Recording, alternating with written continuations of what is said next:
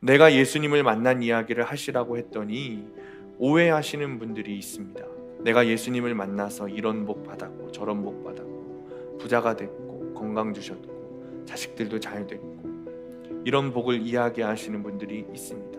그런데 내가 어떻게 예수님을 만나게 됐는지, 그러니까 예수님 만나서 복 받았는데 예수님 만나서 어떤 죄를 십자가에 못 박았는지, 나의 어떤 자아를 예수님 만난 후에 십자가에 못 박았는지 그것을 이야기하지 않으세요. 그렇다면 그것은 실은 하나님을 섬기는 척 하면서 나를 섬긴 거죠. 하나님을 섬기는 것 같지만 내 자아를 섬긴 거예요. 예수님을 만나서 내가 세상에서 어떤 축복을 받았다고 이야기할 것이 아니라 내가 예수를 믿게 된 것 자체가 복입니다. 그러니 내가 예수님을 만난 이야기라는 것은 내 죄를 보게 된 이야기, 예수님을 만나서 내 안에 어떤 더러운 것들이 깨끗해졌는지, 도무지 변할 수 없었던 것 같았던 어떤 나의 자아가 십자가에 못 박혔는지 그 죄를 고백하는 것이 예수님을 만난 이야기예요. 그리고 그 이야기가 흘러나왔을 때 다른 사람들에게 들려지면 그 사람이 발견하지 못했던 스스로의 죄를 다른 사람의 고백과 회개를 통해서 깨닫게 되는 거고, 그러면 그 고백이, 그 오픈이 약재료가 되는 거죠. 그렇게 고백 열매가 좋은 열매가 되는 겁니다. 할렐루야. 오늘 말씀은 저번 주 목요일 큐티입니다. 큐티인 180쪽에 있습니다. 그리고 가지고 계신 큐티인 설교 노트는 196쪽입니다. 작성하시면 되겠습니다. 꽤 오랫동안 사람들의 사랑도 받고 이슈가 되는 프로그램이 있습니다.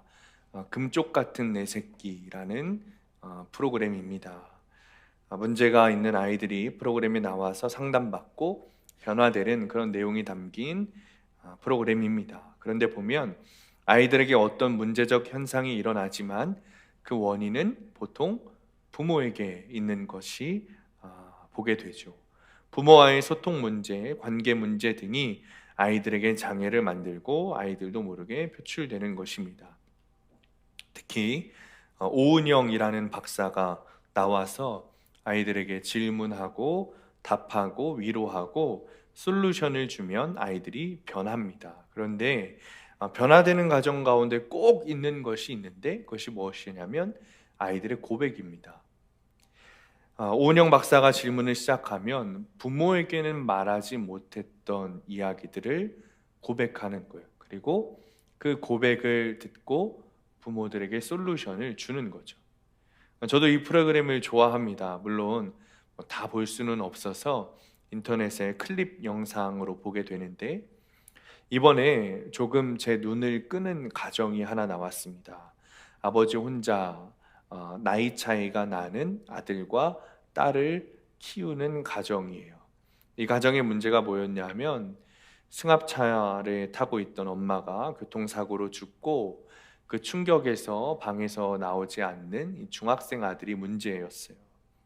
참 밝았고 악기도 잘 다루고 또 공부도 잘해서 영재 소리를 듣는 아이였습니다. 동생과도 사이가 되게 좋았던 것 같아요. 근데 엄마의 죽음으로 충격을 받고 방에서 나오지 않는 거죠.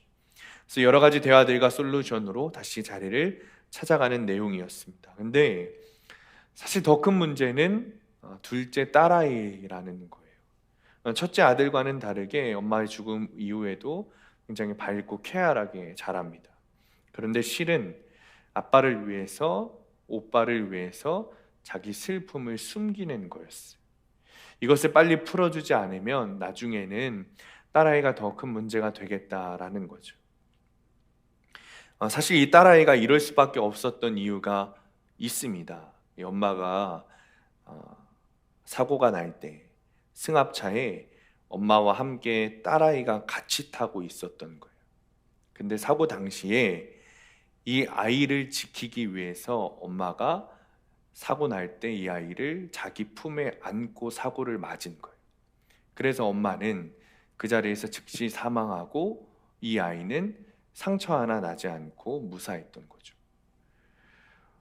이 둘째 아이를 대상으로 질문하는데 이런 질문이 있었어요. 가장 무섭고 싫은 게 뭐니? 그러자 아이가 이렇게 대답합니다. 술 먹고 음주운전한 그 사람이 제일 싫어. 그리고 교통사고가 났던 그 장소가 싫어.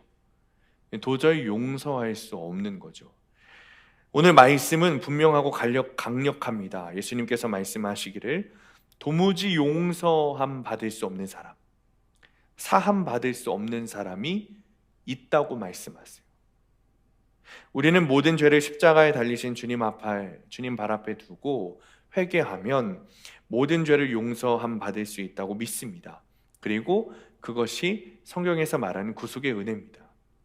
그런데 주님께서 말씀하시기를 도무지 용서함 받을 수 없는 사람이 있다고 말씀하세요. 바로 성령을 모독하는 사람. 성령을 모독하는 사람은 용서함 받을 수 없다고 말씀하세요. 번역본들을 살펴보면 성령을 모독, 모욕, 회방, 방해하는 사람은 용서함 받을 수 없다. 이렇게 말씀하시죠. 본문의 가장 앞부분인 31절 보면 그러므로 라고 기록하고 있어요. 이 말은 오늘 본문이 앞단락과 굉장히 긴밀하게 연결되어 있다는 겁니다. 22절 말씀부터인데 잠시 설명하자면 이런 겁니다. 아주 잘 아시는 말씀이에요. 예수님께서 귀신 들려 눈이 멀고 말 못하는 자를 고쳐주십니다. 귀신을 쫓아내신 거예요. 그 장면을 보고 이 사람들이 이 사람 혹시 다윗의 자손 아닌가? 라고 말하기 시작했어요. 백성들의 이런 반응은 유대 기득권자들, 특히 바리새인에게 문제가 됐습니다. 왜냐하면 바리새인은 율법의 권위자였고 자신들은 율법의 수호자였고 자신들의 하는 행동이 곧 율법이었기 때문이죠. 그런데 백성들이 말하는 이 단어, 이 사람이 혹시 다윗의 자손 아닌가? 라는 이 말이 무슨 뜻이냐면 혹시 이 사람이 메시아, 구원자 아닌가? 라는 뜻이에요. 그러니 이 자신들이 가지고 있던 권위가 이 바리새인들이 보니까 예수님에게로 옮겨져 가는 것이 보이는 거죠. 그러자 바리새인들이 나서기 시작했어요. 마태복음 12장 24절에 이렇게 말하죠. 바리새인들은 듣고 이르되 이가 귀신의 왕 바알세불을 힘입지 않고는 귀신을 쫓아내지 못하느니라 하거늘. 그러니까 이런 겁니다. 자, 저 예수가 귀신을 쫓아내는 거는 하나님의 능력으로 쫓아내는 게 아니야. 귀신의 왕 바알세불, 그 사람 힘을 얻어가지고 귀신을 내쫓는 거야. 그러니까 예수가 하는 게 아니고 그 거룩한 거 아니야 라고 바리새인들이 말하는 거죠. 그러자 예수님께서 이렇게 말씀하십니다. 사탄을 쫓아내면 사탄의 나라가 망한다. 그러니까 사탄이 사탄을 쫓아내겠느냐? 그런 일 없다. 그러니까 나는 귀신의 왕 바알세불 힘을 입어서 귀신을 쫓아내는 게 아니라 하나님의 성령의 능력을 힘입어 귀신을 쫓아내는 거다. 그리고 이렇게 말씀하세요. 30절에 나와 함께 아니하는 자는 나를 반대하는 자요 나와 함께 모으지 아니하는 자는 해치는 자이니라. 주님은 사람들에게, 특히 바리새인들에게 그냥 애둘러 말씀하지 않으세요. 분명하게 말씀하세요. 나와 함께하지 않으면 나랑 반대하는 사람이야. 또 나와 함께 모으지 아니하는 자, 즉 제자들과 함께 나의 공동체, 예수 공동체가 되지 않는 사람은 나를 해치는 사람이야. 즉 교회로 이루어지지 않고 그뿐만 아니라 사람들을 교회 공동체로 모으지 않는 사람은 나를 해치는 사람이야 라고 아주 분명하게 말씀하세요. 이 말씀을 본문에서는 바리새인들에게 하시는 말씀이고 오늘날에는 우리에게 하시는 말씀이에요. 너희가 만약 나와 함께하지 않으면 나를 반대하는 사람이야. 너희들이 만약 교회 공동체로 사람들을 이끌어가지 않으면, 교회 공동체가 되지 않으면 나를 해치는 사람이 되는 것이야. 이 말씀을 하신 후에 오늘 본문의 말씀을 하시는 거예요. 31절 32절 말씀 우리 함께 읽습니다. 시작. 그러므로 내가 너희에게 이르노니 사람에 대한 모든 죄와 모독은 사하심을 얻되 성령을 모독하는 것은 사하심을 얻지 못하겠고, 또 누구든지 말로 인자를 거역하면 사하심을 얻되 누구든지 말로 성령을 거역하면 이 세상과 오는 세상에서도 사하심을 얻지 못하리라. 아멘. 사랑하는 성도님들, 예수님께서 이 땅에 왜 오셨습니까? 우리를 구원하시기에 오신 거예요. 하나님께서 우리를 사랑하시기까지 당신의 독생자를 보내셔가지고 죽게 하신 이유는 우리의 죄를 사하시고 우리를 구원하시기 위해 오셨습니다. 우리의 죄를 용서하시고 구원하시기 위해 오신 거예요. 그런데 그런 주님께서, 우리를 용서하시기 위해 오신 주님께서 말씀하시기를 용서받지 못하는 죄가 있다 라고 말씀하세요. 그렇다면 우리는 그 주님의 말씀을 굉장히 무겁게 그리고 진지하게 받아들여야 하는 거예요. 주님께서 이렇게 말씀하시죠. 사람에 대한 모독과 죄는 다 사하심을 받을 수 있다. 다윗도 용서받았고 바울도 용서받은 거예요. 여러분, 다윗은 살인한 사람입니다.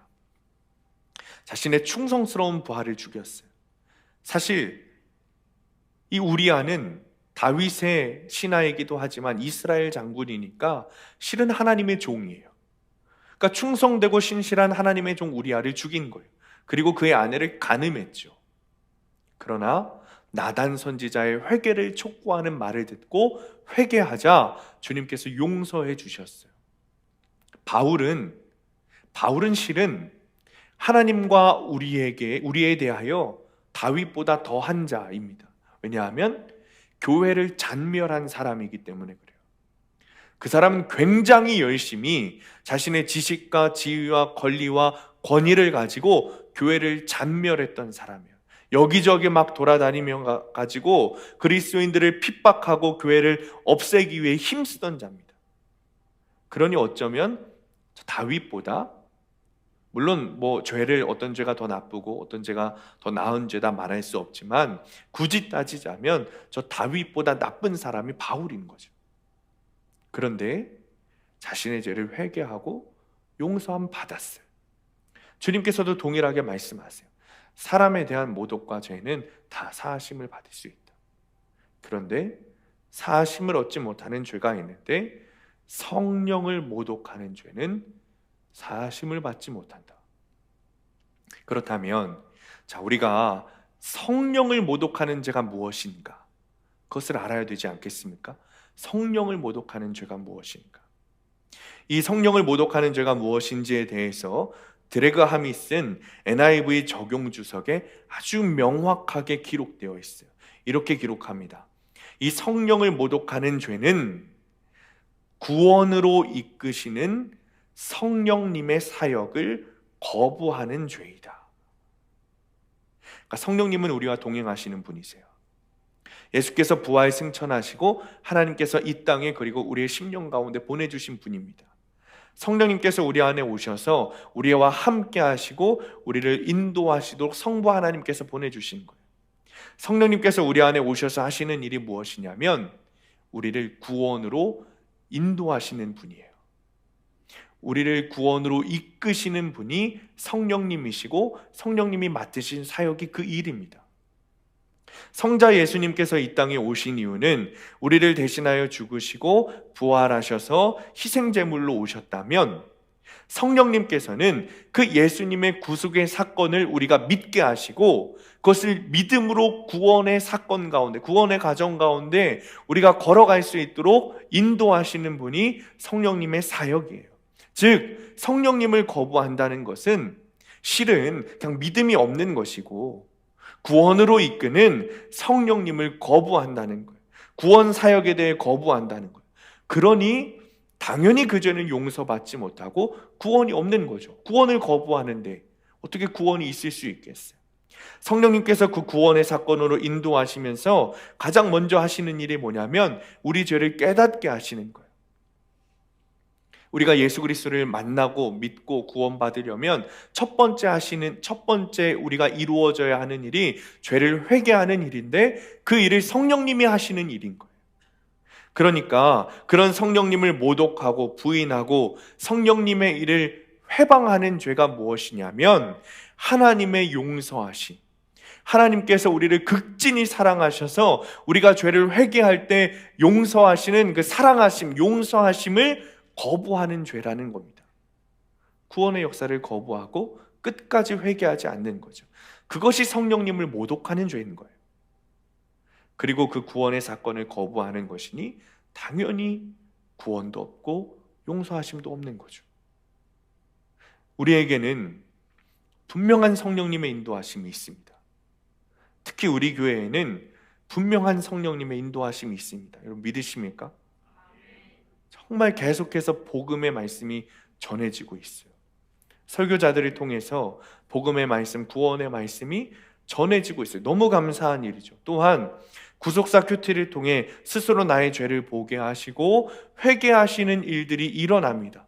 더 감사한 일이에요. 성령님의 인도하심이 우리 교회가 있다는 증거입니다. 물론 다른 교회도 똑같지 않습니까? 교회가 다 똑같지 않습니까? 하시는 분들이 있어요. 맞습니다. 모든 교회는 동일한 복음이, 동일한 구원 사역이 전파되고 선포되어야 돼요.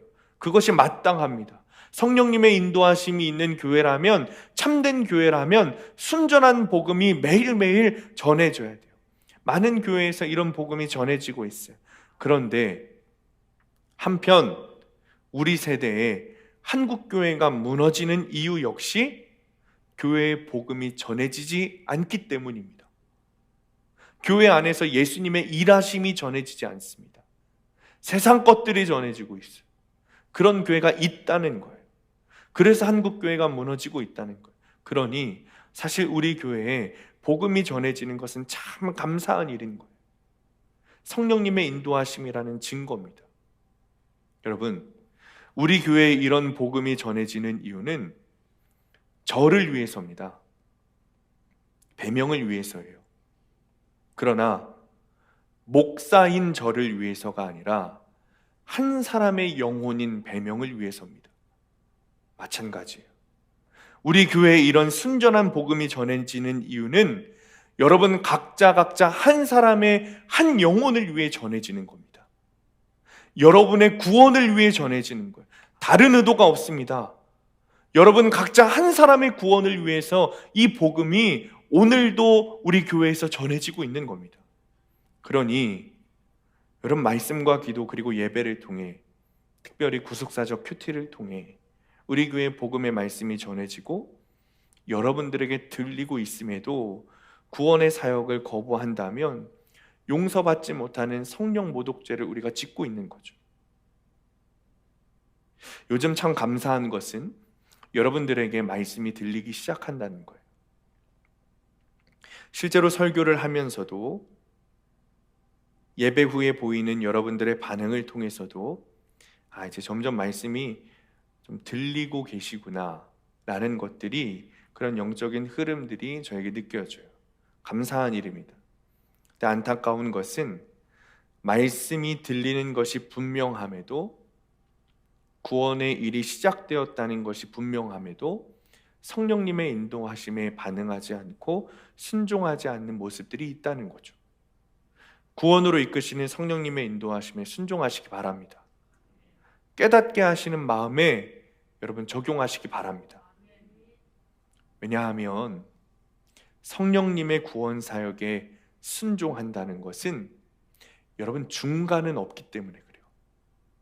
에베소서 5장 18절을 보면 바울이 이렇게 기록해요. 술 취하지 말라. 이는 방탕한 것이니 오직 성령으로 충만함을 받으라. 자, 우리 이렇게 생각하죠. 적당히 술 취하거나 적당히 방탕하거나 혹은 적당히 성령님을 모시거나, 그러니까 죄와 성령 그 어디인가 잘 숨어 있으면 되겠지라고 생각합니다. 그러나 바울은 그럴 수 없다는 거예요. 방탕한 것 아니면 성령 충만, 둘 중에 하나라는 겁니다. 다시 말하면 중간은 없다는 거예요. 내가 지금 성령 충만이 아니라면 죄악 충만 속에 살아가고 있다는 겁니다. 그러니까 내 안에 적당히 혹은 중간만 가자라는 마음이 있다면 실은 성령님의 인도하심을 받고 있는 것이 아니라는 거죠. 제가 굉장히 유하게 말씀드렸는데 오늘 본문 속에서 주님은 굉장히 과격하게 말씀하세요. 주님은 우리가 적당히 하면서 생각하고 중간만 가자라는 이 마음이 사하심을 받지 못하는 성령 모독죄와 같다고 말씀하시는 겁니다. 그런데 많은 그리스도인들이 나는 중간쯤에 있다고 생각합니다. 그저 그렇게 신앙생활하고 그저 그렇게 예수님 믿으면서 내가 안 믿는 건 아니, 이렇게 생각하잖아요. 내가 안 믿는 건 아니야. 믿음은 있어. 근데 그렇게 크지 않은 믿음만 가지고 있을 뿐이야. 우리 이렇게 얘기하잖아요. 그렇죠? 자신이 이렇게 생각해요. 나는 성령 충만하지는 않지만 그래도 죄악 충만은 아니야. 우리 이렇게 생각하잖아요. 그러나 예수님과 바울은 중간은 없다고 말씀하세요. 사실 상식적으로 생각해봐도 그렇죠. 여러분, 정말 우리 안에 성령님께서 오셨다면 우리를 이렇게 미지근하게 신앙생활하고 미적지근하게 예수님 믿게 하셨을까요? 해도 되는 것, 안 해도 되는 것 딱 나눠가지고 구분해가지고 적당히 순종하고 적당히 예배드리고 적당히 말씀 보게 하실까요? 정말 성령님이 내 안에 오셨다면, 여러분, 정말 성령님이 내 안에 오셨다면 내 안에 오신 성령님께서 우리를 그렇게 미지근하게 신앙생활하게 하실까요? 중간만 해도 돼, 주님께서 이렇게 말씀하실까요? 그렇지 않다는 거죠. 정말 성령님께서 내 안에 오셔서 나를 구속의 사건으로 인도하신다면 내가 미워했던 사람을 여전히 미워할 수 없을 겁니다. 내가 용서하지 못하는 사람을 여전히 용서하지 못할 수 없을 겁니다. 정말 성령님께서 내 안에 오셔서 인도하심을 받는 사람은 내 마음에 저 정죄하는 저 사람보다 내가 더 큰 죄인이었구나 깨닫게 되고 내 죄를 십자가 발 앞에 놓고 회개하게 되는 거예요. 내가 성령님의 인도하심을 따르고 있는가 아니면 따르고 있지 못하고 있는가, 여러분 알고 싶으시다면 이렇게 점검하시면 돼요. 지금 말씀 들으시면서 그래, 맞아. 지금 목사님이 하신 말씀 김 집사가 들어야 되는데, 야, 이 권사가 들어야 되는데, 저 사람이 회개해야 되는데, 저 사람이 나한테 와가지고 십자가 앞에서 무릎 꿇듯이 내 앞에 와가지고 무릎 꿇고 용서 빌어야 되는데 라고 생각하신다면 성령님의 인도하심에 불순종하고 있는 사람의 증거입니다. 그게 아니면 그냥 그 안에 성령님이 없으신 거죠. 그런데 정말 성령님이 안에 계셔서 여러분의 마음속에서 회개를 사모하게 하시고 말씀을 사모하게 하시도록 작동하신다면 지금 이 말씀을 들으면서 주님께서 목사님을 통해 나에게 말씀하시는구나. 난 여전히 죄인이구나. 나는 여전히 구속의 은혜에 기대어 주님의 은혜를 바라볼 수밖에 없는 죄인이구나 라고 믿어지고 회개하게 될 겁니다. 그 사람이야말로 성령님께서 인도하시고 성령님께서 구원의 과정 가운데 들어가게 하신 사람일 겁니다.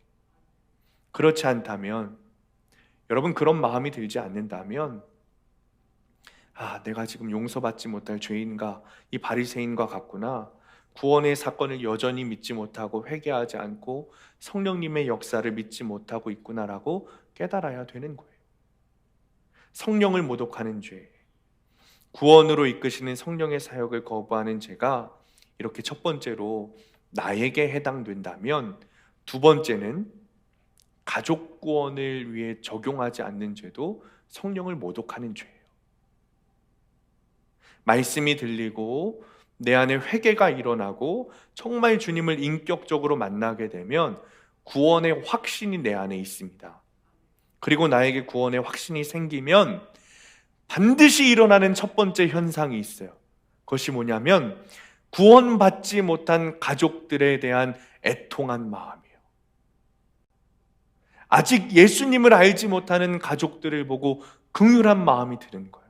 안타까운 마음이 드는 거예요.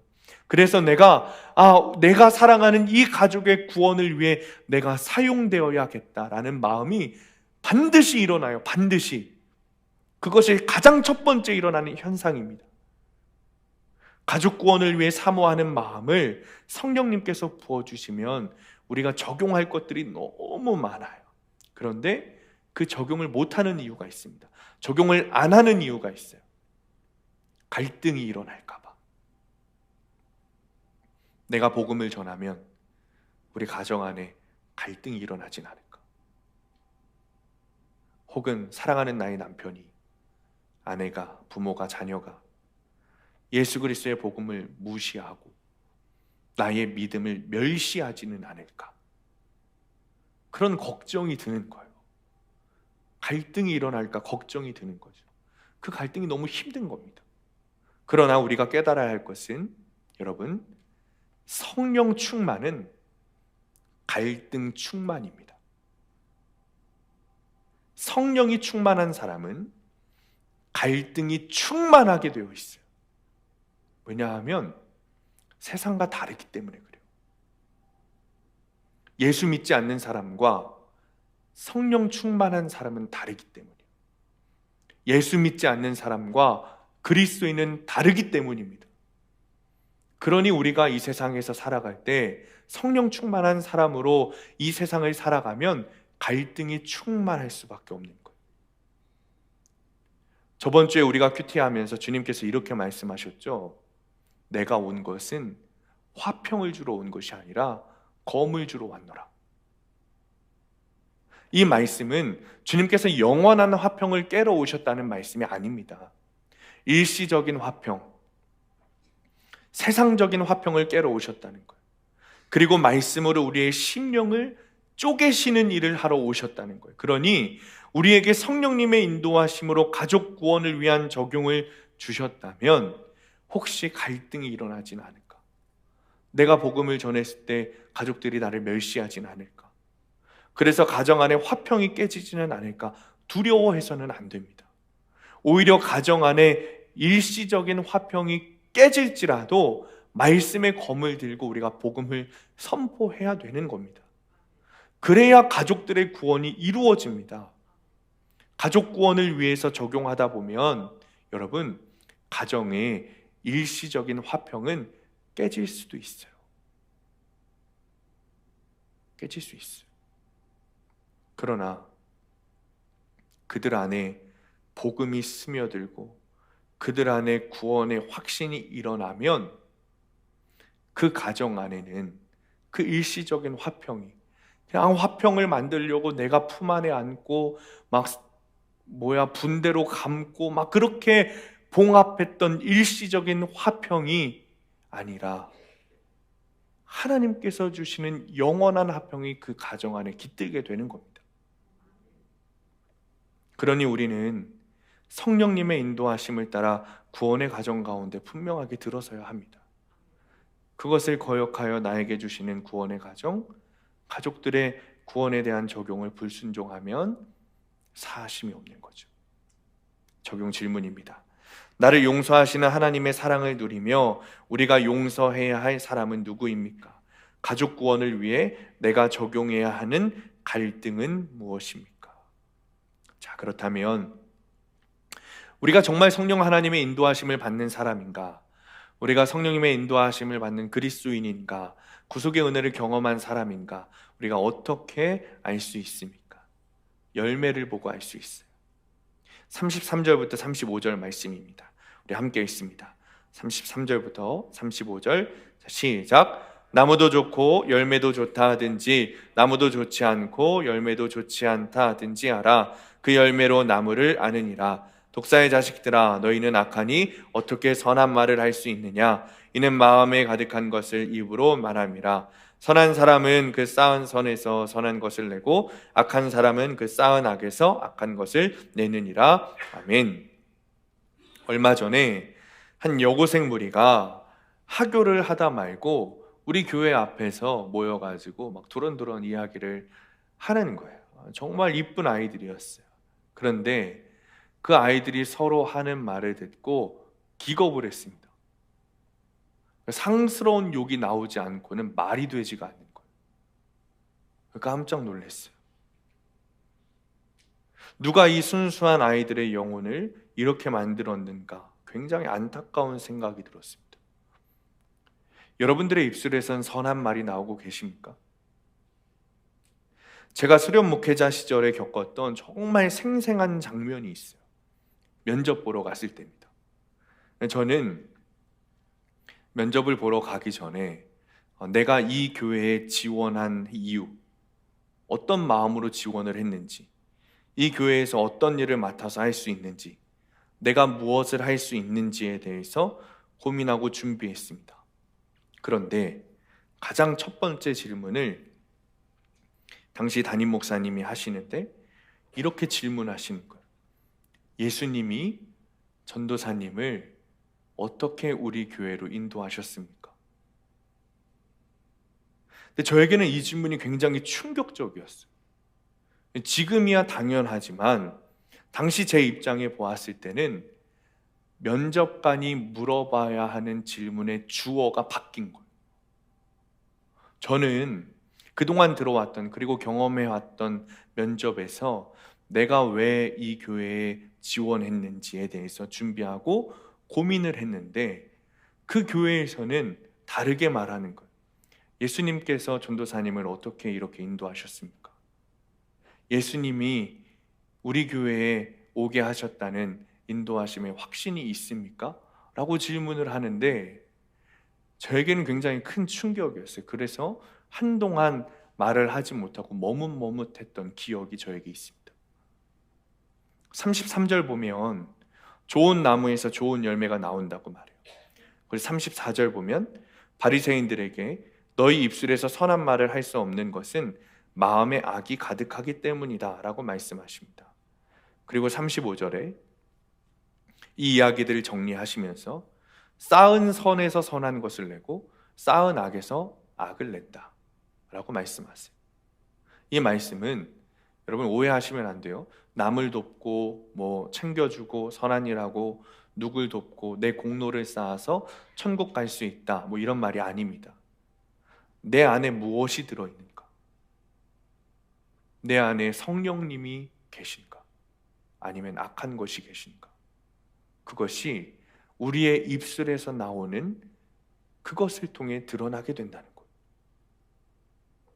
사실 바리새인들의 입술에서는 늘 율법이 있었습니다. 어떤 조항과 어떤 규칙들이 있었어요. 그것들이 다 경건을 위한 것이었습니다. 그들의 입술에서는 가장 많이 나온 것이 무엇인지 아십니까? 구약의 말씀이에요. 바리새인들 입술에서는 항상 구약의 말씀이 나왔어요. 그런데 주님께서 말씀하시기를 그들의 입술에서 나오는 것은 다 악하다고 말씀하세요. 왜냐하면 그들의 마음이 악하기 때문이죠. 그러니까 주님께서 이렇게 말씀하시는 거예요. 야, 이 바리새인들아, 너희들이 아무리 율법을 말하고 아무리 하나님의 말씀을 가르친다고 하더라도 너희 입술에서 나오는 것들은 다 악하다. 왜냐하면 너희 마음이 악하기 때문이야. 너희 마음이 악하기 때문에 아무리 너희들이 성경을 말한다고 할지라도 너의 입술은 악하도다.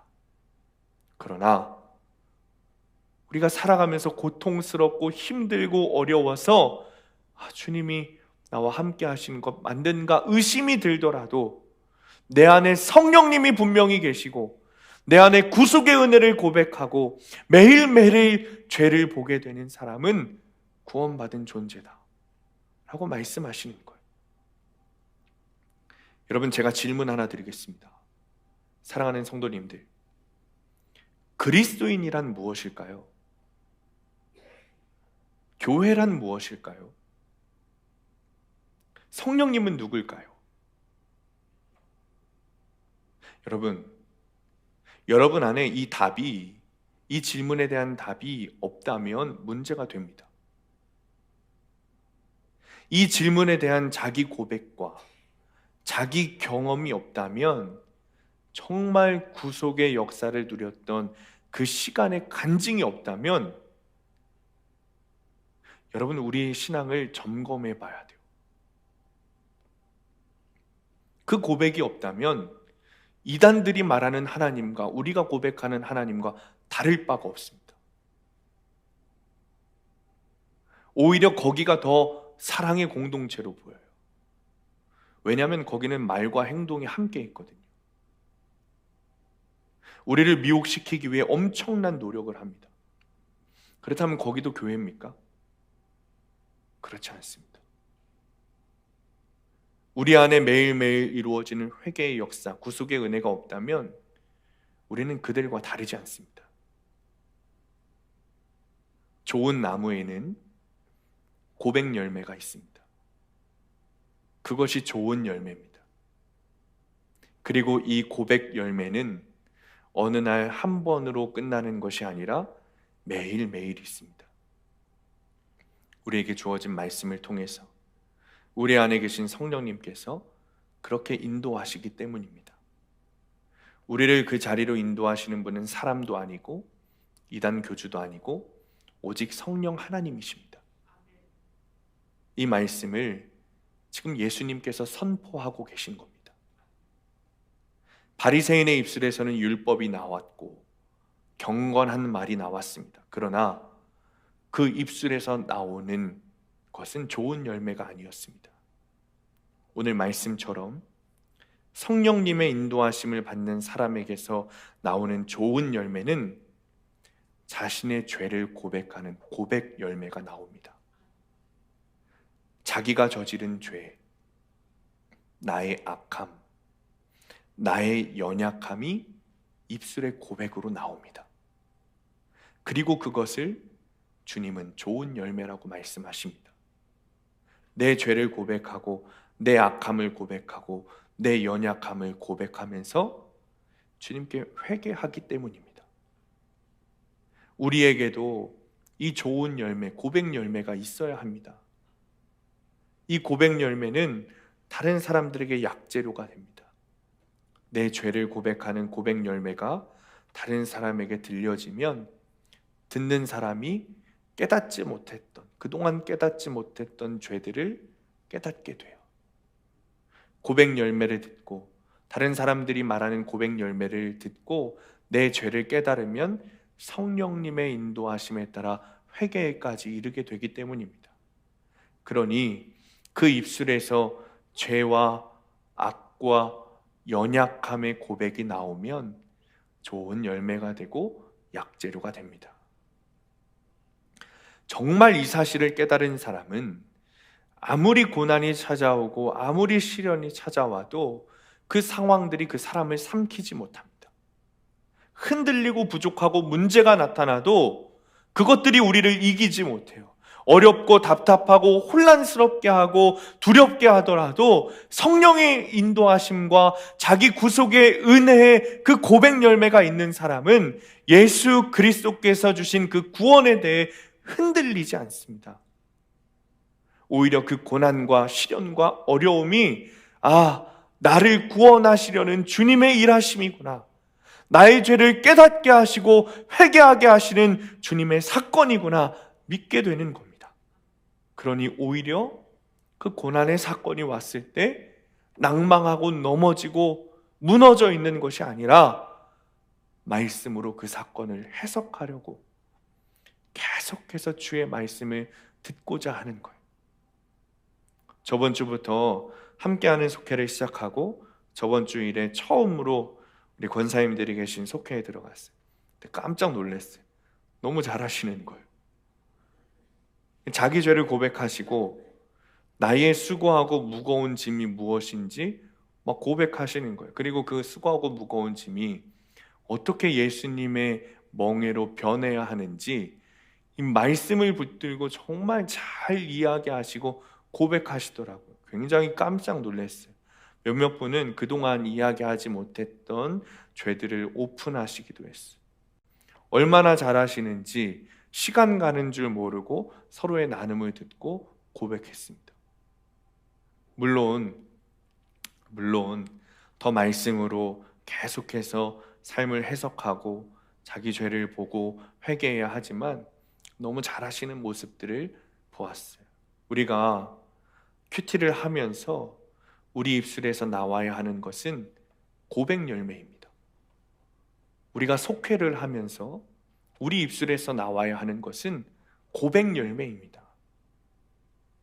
내가 예수님을 만난 이야기, 내가 옛사람에서 새사람이 된 이야기를 고백할 수 있어야 합니다. 내가 예수님을 만난 이야기는 내 죄를 깨닫고 회개한 이야기입니다. 내가 예수님을 만난 이야기를 하시라고 했더니 오해하시는 분들이 있습니다. 내가 예수님을 만나서 이런 복 받았고 저런 복 받았고 부자가 됐고 건강 주셨고 자식들도 잘 됐고 이런 복을 이야기하시는 분들이 있습니다. 그런데 내가 어떻게 예수님을 만나게 됐는지, 그러니까 예수님 만나서 복 받았는데 예수님 만나서 어떤 죄를 십자가에 못 박았는지, 나의 어떤 자아를 예수님 만난 후에 십자가에 못 박았는지 그것을 이야기하지 않으세요. 그렇다면 그것은 실은 하나님을 섬기는 척 하면서 나를 섬긴 거죠. 하나님을 섬기는 것 같지만 내 자아를 섬기는 거예요. 바리새인과 똑같은 거죠. 예수님을 만나서 내가 세상에서 어떤 축복을 받았다고 이야기할 것이 아니라 내가 예수를 믿게 된 것 자체가 복입니다. 여러분 이 사실을 믿으시기 바랍니다. 그러니 내가 예수님을 만난 이야기라는 것은 내 죄를 보게 된 이야기, 예수님을 만나서 내 안에 어떤 더러운 것들이 깨끗해졌는지, 도무지 변할 수 없었던 것 같았던 어떤 나의 자아가 십자가에 못 박혔는지, 그 죄를 고백하는 것이 예수님을 만난 이야기예요. 그리고 그 이야기가 흘러나왔을 때 다른 사람들에게 들려지면 그 사람이 발견하지 못했던 스스로의 죄를 다른 사람의 고백과 회개를 통해서 깨닫게 되는 거고, 그러면 그 고백이, 그 오픈이 약재료가 되는 거죠. 그렇게 고백 열매가 좋은 열매가 되는 겁니다. 물론 무조건 내 죄를 오픈한다고 좋은 것은 아닙니다. 정말 말씀으로 잘 해석돼서 구속의 은혜로 깨달아진 그 사건이 오픈되어야 돼요. 그래야 하는 사람도 듣는 사람도 약재료가 됩니다. 그때 좋은 나무가 좋은 열매를 맺는 것처럼 고백 열매를 통해 복음이 열매 맺게 됩니다. 구원이 열매 맺게 됩니다. 자, 마지막 36절, 37절 우리 함께 읽고 말씀을 마칩니다. 36절, 37절 시작. 내가 너희에게 이르노니 사람이 무슨 무익한 말을 하든지 심판날에 이에 대하여 신문을 받으리니 네 말로 의롭다함을 받고 네 말로 정죄함을 받으리라. 아멘. 사랑하는 성도님들, 주님께서 말씀하시기를 무익한 말을 했다면, 세번역 성경에서는 이렇게 말합니다. 온갖 쓸데없는 말을 했다면 너의 그 말로 의롭다함을 얻을 것이고 너의 그 말로 정죄함을 받을 것이다. 여러분 마음 가운데 여러 가지 기억들이 떠오르실 겁니다. 내가 했던 자기 고백의 말이 아니라, 회개의 말이 아니라 쓸데없이 했던 죄된 말들이 여러분 떠오르실 거예요. 그러나 여러분, 주님께서는 성령께서 우리를 구원의 자리로 인도하신다는 믿음을 가지고 용서하기를 기뻐하시는 하나님을 믿고 회개하면 다 사하여 주십니다. 바리새인처럼 주님의 말씀을 듣고도 회개하는 자들이, 회개하지 않는 자들이 아니라 성령님의 인도하심을 따라 회개하고 고백하고 구속의 은혜를 누린다면 우리의 모든 죄를 다 사해 주십니다. 그리고 이런 회개의 고백들로 우리를 좋은 나무로 계속해서 길러가실 겁니다.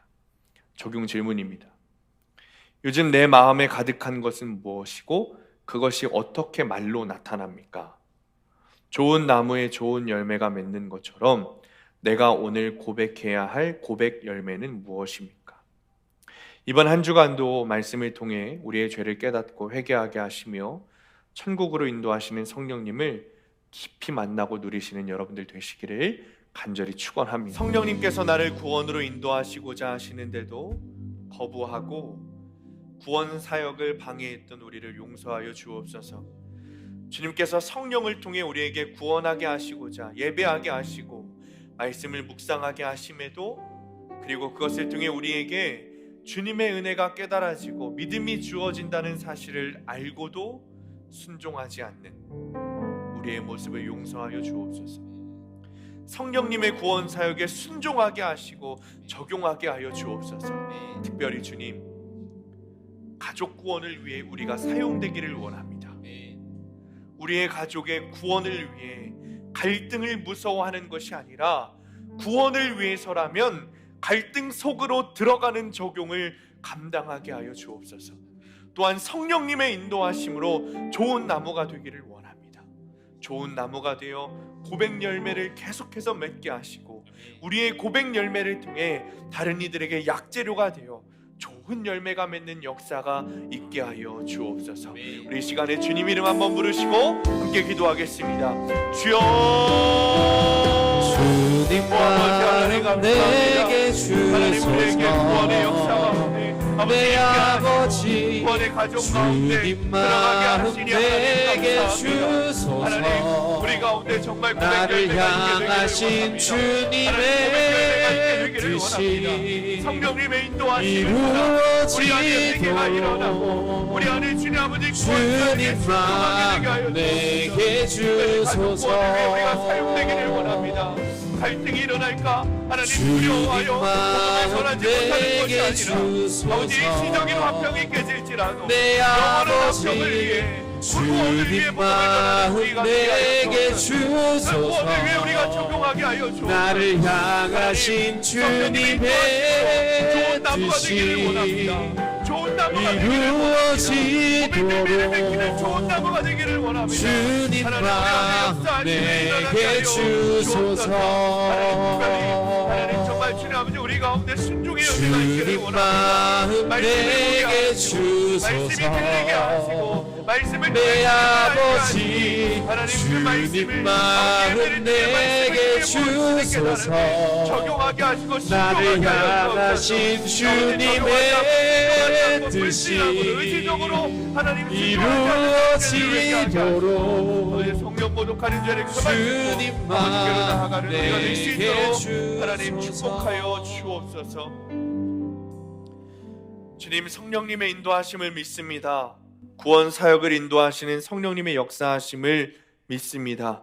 그 구원의 사역을 들음에도 믿지 않고 깨달음에도 순종하지 않았던 우리 죄를 용서하여 주옵소서. 이제는 성령님의 인도하심에 순종하게 하시고 주어지는 적용마다 순종하게 하여 주옵소서. 주님, 우리 가정에 믿지 않는 우리 가족들을 주님 손에 올려드립니다. 여전히 믿음이 없고 여전히 구원을 모르고 여전히 주님 앞에 나오지 않는 나의 남편과 아내와 부모와 자녀를 주님 손에 올려드립니다. 그들을 위해 주님, 우리가 사용되기를 원합니다. 마냥 앉아 기다리는 것이 아니라 우리의 삶을 통하여 우리의 입술과 행동을 통하여 그들이 구원의 가정 가운데 들어올 수 있도록 사용하여 주옵소서. 성령 충만은 갈등 충만이라 하셨는데 갈등이 무서워 피하는 것이 아니라 일시적 화평을 깨는 것이 싫어 피하는 것이 아니라 영원한 화평을 위해 말씀의 적용을 잘 감당하게 하여 주옵소서. 우리 입술에서 고백 열매가 나오게 하시고 그것을 통해 다른 이들에게 약재료가 되는 좋은 열매가 되도록 인도하여 주옵소서. 이제는 길과 진리와 생명이 되신 예수 그리스도의 은혜와 세상의 빛 되신 독생자를 보내신 하나님의 사랑하심과 성령님의 감화 감동 역사하심이 좋은 나무에서 좋은 열매를 맺듯이 성령님의 인도하심을 따라 고백 열매를 맺고 증인된 복된 삶을 살기로 마음에 작정하고 나아가는 성도들 머리머리 위에, 이들의 가정과 일터와 학업 위에, 그리고 사랑하는 수함교회 위에 영원토록 함께 하시기를 간절히 축원하옵나이다. 아멘.